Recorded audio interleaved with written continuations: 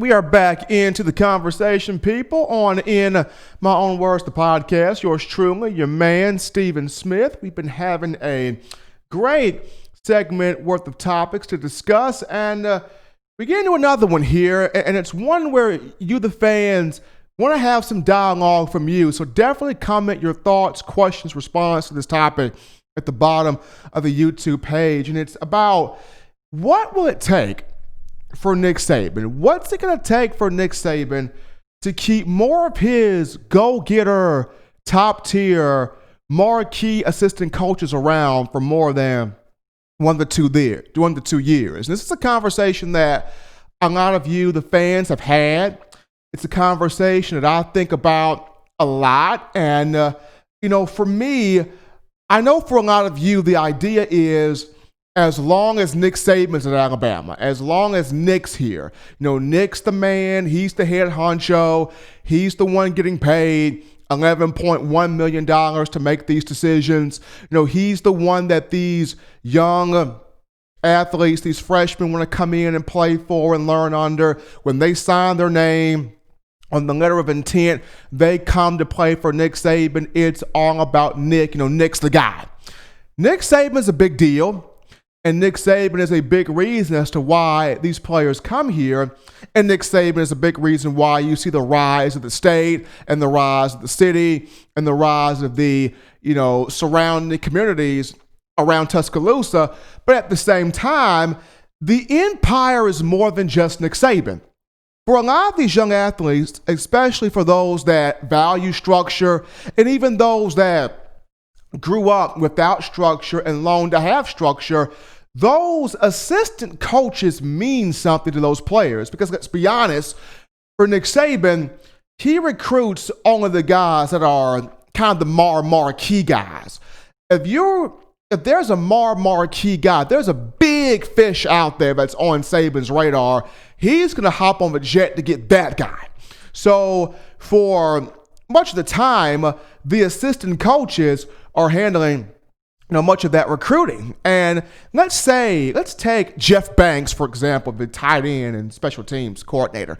If Jeff Banks goes out there and he gets player X, he convinces player X to come to Alabama. He goes into the home of player X, talks to his family, his mom and dad. He wins the mom over, wins the pops, the grandmother, the auntie, the big cousin, or whomever is serving as guardian for player X. He wins that person over and convinces them that, hey, Alabama is the spot for them. Not only is that player or that athlete thinking this, but their guardian is thinking, if Jeff Banks is recruiting my son, my grandson, my nephew, my cuz here, then I can expect for Coach Banks to be around this person from their freshman year to the day they graduate and get their degree, or until they decide to declare for the NFL draft. That continuity becomes very important for a lot of these young athletes. And although, people want to play for Nick Saban, that position coach plays a big deal. And in the last few years or so, the coaching turnover that has happened at Alabama has really, hurt the tide in terms of recruiting. Going back to that 2018 class where Alabama missed out on Henry Toronto, who goes to Tennessee at linebacker, Nakobe Dean, who goes to Georgia at linebacker, Nolan Smith, who goes to the Georgia Bulldogs also on that defensive front. And I'm reminded of a situation that happened to me down at Orlando, Florida. I was with a couple of guys in Orlando, Florida here recently for the Citrus Bowl. And prior to the game, I believe it was either December 30th or New Year's Eve, one of those 2 days. We were down in Orlando, Florida, a couple buddies of mine, them and I, and we went to this spot called Moonfish. Great spot. I would recommend that spot to anybody who loves seafood. Moonfish is that place.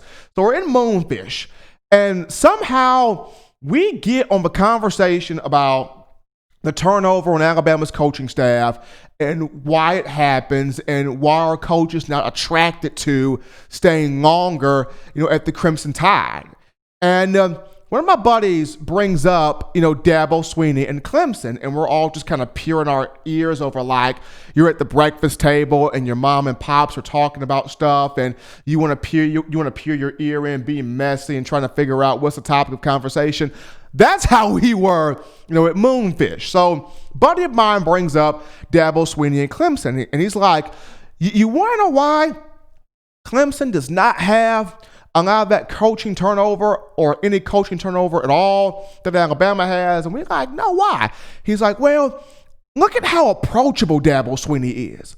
I was at a Clemson game not too long ago, and Dabo was out there, intermingling with the fans. He's out there fellowshipping with the fans. He, finds this terminally ill kid in the audience, and he picks that child up and hugs him and holds him up in the air. And, people love that type of stuff. And then he sits there and he, takes his assistant coaches out on skiing trips and snow resorts and just finds ways to bond with his coaching staff. And he also does a lot of his hiring from within. He promotes his coaches from within, so a lot of them feel more so of that loyalty to Coach Swinney because he promotes so much from within. As opposed to Alabama, it's just recently that Nick Saban has started doing that.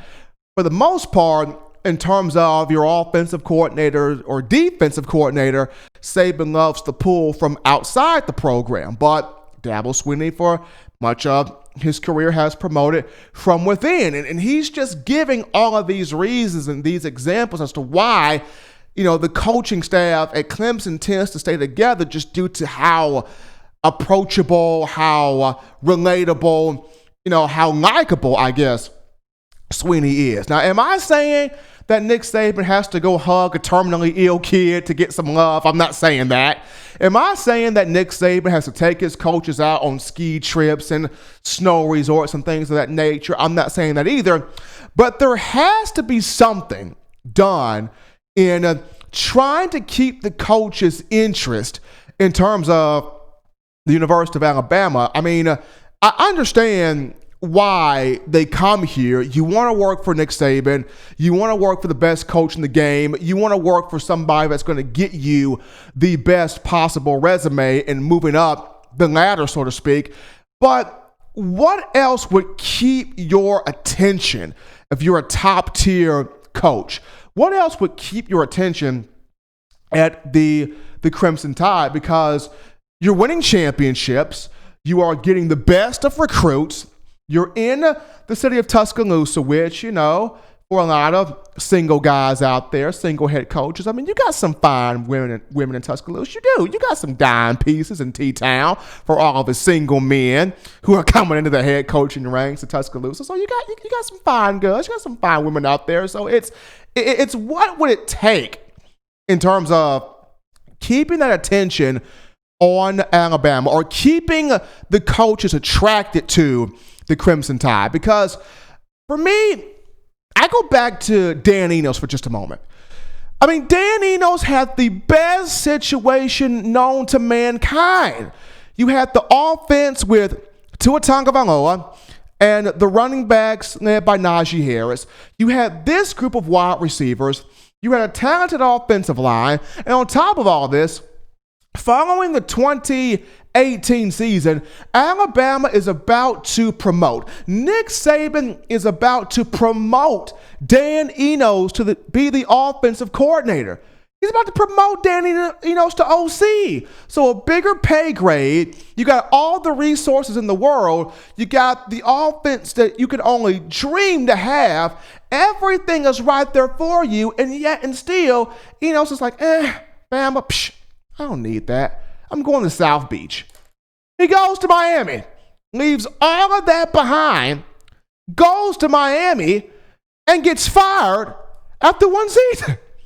Gets fired after one. I mean, I'm often reminded of that. I mean, Dan Enos had everything at his fingertips. Quarterback, bang. Running backs, bang. Receivers, bang. Offensive line, bang. Best coach to work for, bang. All of it. Had it all. And for some odd reason, at the moment he's about to be promoted to OC, it's like he goes completely MIA. I mean, the moment he's about to become OC, he's like the freaking Incredible Hulk in the Avengers Infinity Wars movie, where he just couldn't come out. The Hulk just couldn't come out. And Dan Enos packs up his grip, flees the scene, goes to Miami, and gets fired after 1 year. What is it going to take for Nick Saban to what's it going to take for Alabama to keep the top go-getter assistant coaches attracted to the program? Now, one piece of good news is this right here. Carl Scott is about to enter his third year with the program as defensive backs coach, working primarily with corners. Carl Scott was recently offered the opportunity to join Dave Aranda as the co-defensive coordinator for the University of Bangor, or Bangor University. Carl Scott turned it down.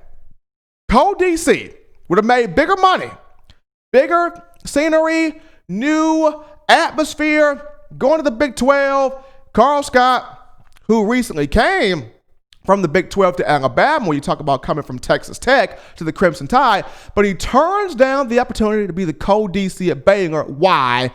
He wants to remain at Alabama, wants to continue growing with Nick Saban, wants to start that continuity. So does this mean that Nick Saban has bigger plans in the future for Carl Scott? Could be, possibly, don't know.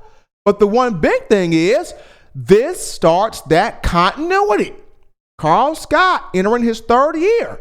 This is big in recruiting in terms of defensive backs, seeing how he's been strong on the recruiting trail for the 2019 class and the 2020 class. So that's a big deal there, having Carl Scott stick around. He's a good one. But what's it going to take, Tide fans, to have Alabama and Nick Saban keep more of the top-tier assistant coaches attracted to the Crimson Tide, to cut down on all of this coaching turnover? I want to hear your thoughts. Comment those there at the bottom of the YouTube channel. We're going to go to our final break here on In My Own Words. When we get back, we put a bow on this thing and tidy up loose ends. Folks, we coming back. If you're an avid Alabama Crimson Tide fan and you love to flaunt it, then show your Alabama Crimson Tide support by grabbing the All-Bama sneakers. They feature bold Crimson Tide graphics, so no one will be able to question where your allegiance lies. When you add these sweet sneakers to your Alabama Crimson Tide collection, go to STSFootwear.com and use the code TDAlabama for $15 off your purchase. That's code TDAlabama for $15 off your purchase. Go to STSFootwear.com and get your All-Bama sneakers today. It is a blessing and an absolute joy for you guys to spend your hump day, your Wednesday with me, yours truly, Stephen Smith of Touchdown Alabama Magazine, on the hottest show on the streets, In My Own Words. We had a great show. Fantastic. Got a chance to run through some updates when you look at Crimson Tide football and around the athletics landscape. The big news of the day, Carl Tucker, the graduate transfer from North Carolina at tight end, committing to the Crimson Tide. From there, we looked at which positional unit has you the most excited, which one has you the most concerned, and which one could be the biggest surprise in terms of Bama football when you look at spring ball and the upcoming season in the fall. From there, we dove into my mock draft 1.0, first round locks that I have for the Crimson Tide in the NFL draft. Had 5 of those with a potential 6 if Terrell Lewis can have a strong combine and a strong pro day. And from there, we wrapped it all up by discussing what will it take for Alabama and Nick Saban to keep more of its top-tier assistant coaches attracted to the Tide program. As always, you download the Touchdown Alabama Magazine app. Be the smart fan. Invest in yourself. Do that today. You can get the app from the iPhone App Store if you're rocking Team Apple, Google Play Store if you got the Android phone. The podcast options, if your audio listening pleasures just so happen to be Spotify, Stitcher, Google Play, TuneIn Radio, iTunes, or Apple Podcasts. We got you hooked, line, sinkered right here at TDA. Throw iHeartRadio in there as well. When we come back on Friday, we're going to get a chance to dive into some of your phone calls and continue the conversation on Alabama football. For all of us here at TDA The Brand, I'm your man, Stephen M. Smith. 3 things I remind you to do. Hug your wife, kiss your husband, make sure them children getting that homework done, get you 3 hearty laughs a day and 3 hearty meals. But always, folks, peace. Holla at your boy. It's in my own words.